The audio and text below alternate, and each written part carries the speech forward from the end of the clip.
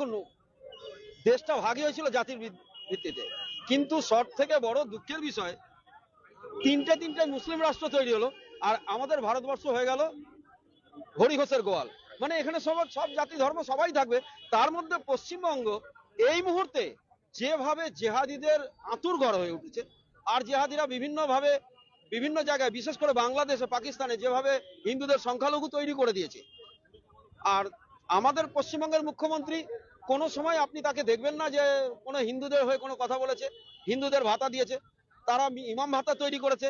আর আজকে যখন মুসলিমরা অত্যাচার করছে তার বিরুদ্ধে হিন্দুরা যখন পথে নেমে নিজেদের আত্মরক্ষার চেষ্টা করছে বা প্রতিবাদ করে দাঁড়িয়েছে, সেখানেও দিদির আপত্তি আছে। দিদি যেহেতু প্রশাসন মন্ত্রী, পুলিশ মন্ত্রী, এই পুলিশকে ব্যবহার করে হিন্দুদের ওপর আবারও দমিয়ে রাখার চেষ্টা করছে। এটা জঘন্য, নক্কারজনক। এটা এই ধরনের মানসিকতাপূর্ণ এক ধরনের মুখ্যমন্ত্রীকে আমরা পেয়েছি, এটা আমাদের ক্ষেত্রে বা সারা পৃথিবীর ক্ষেত্রে আমি বলবো কলঙ্কজনক মুখ্যমন্ত্রী।